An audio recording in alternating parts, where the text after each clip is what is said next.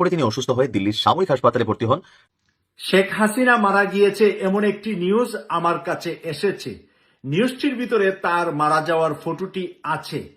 খালেদ মহিউদ্দিন, আপনি অডাসিটি পান, আপনি সাহস পান সভাসদ করে আপনার সাংবাদিক পাচাটা চাটা, এই যে শেখ হাসিনার চাটা সাংবাদিকদের নিয়ে এই সমস্ত করে হাসনাত সার্জিসদেরকে নিয়ে হাহা করার, তাদেরকে তুর্কি বলে হাস্যরস করার 1 বছরের, এবং আপনার মতো এই সমস্ত দালালবাজ টকশোজীবী টিপিআর বাড়ানো সাংবাদিকদের এই এস্টাবলিশমেন্টের দরকার। ওই জন্যই আজকে আপনি বাংলাদেশে গেছেন, ওই জন্যই আপনাকে আজকে বাংলাদেশে নিয়ে যাওয়া হয়েছে, ওই জন্যই আপনি বাংলাদেশে আপনাকে প্রমোট করা হয়েছে।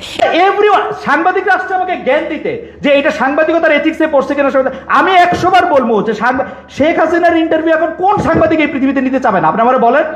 তো খালেদ মহিউদ্দিনের এই পয়সা ছাড়া পত্রিকার আপনার এই যে সাংবাদিক হয়ে উনি আসলো, ওনার এটার পিছনের কি উদ্দেশ্য, কি কারণ, এগুলো জানা দরকার। অবশেষে সরাসরি অ্যাকশনে নেমে গেল ডক্টর মোহাম্মদ ইউনূস। প্রিয় দর্শক বন্ধুরা, 18 কোটি মানুষের ইচ্ছা পূরণ করতে চলেছে ডক্টর মোহাম্মদ ইউনূস। 3 থেকে 5টি বছর ক্ষমতায় থাকবে এমনটা জানিয়েছে গণমাধ্যমে।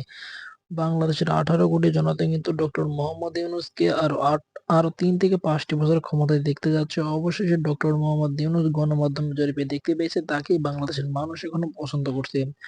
অপরদিকে যুক্তরাষ্ট্র থেকে ডক্টর মোহাম্মদ ইউনূসকে চরম সুখবর জানিয়ে বলেছে, তুমি বাংলাদেশের প্রধান উপদেষ্টা হিসেবে তুমি গ্রহণযোগ্য এবং তুমি বাংলাদেশের সর্বশ্রেষ্ঠ গ্রহণযোগ্য হিসেবে নির্বাচিত হয়েছো। তুমি বাংলাদেশের মানুষের জন্য শুভাকাঙ্ক্ষী, তুমি বাংলাদেশকে এর জন্য এগিয়ে চলো এবং বাংলাদেশকে রোল মডেল হিসেবে তুমি গ্রহণযোগ্য নিয়ে নাও। প্রিয় দর্শক বন্ধুরা, যদি ডক্টর মোহাম্মদ ইউনূস আরো 3 থেকে 5টি বছরের ক্ষমতায় থাকে এবং এই বাংলাদেশকে নেতৃত্ব দেয়, তাহলে বাংলাদেশের মানুষ কিভাবে এই বিষয়টি দেখবে এবং কোন দিকে ইঙ্গিত করবে এই বাংলাদেশের মানুষের ভালোবাসাগুলো, অবশ্যই সেই বিষয়টি কমেন্ট করবেন। সেই সাথে ডক্টর মোহাম্মদ ইউনূস যদি সত্যি সত্যি বাংলাদেশকে নেতৃত্ব দেয় 3 থেকে 5 বছর, তাহলে বাংলাদেশের মানুষ কতটা সন্তুষ্ট বোধবে আপনার মনে হচ্ছে, অবশ্যই কমেন্ট করবেন। আজকের মতন এই পর্যন্তই, দেখা হচ্ছে পরবর্তী কোনো ভিডিও নিয়ে। সেই পর্যন্ত সুস্থ থাকুন, ভালো থাকুন, আল্লাহ হাফেজ।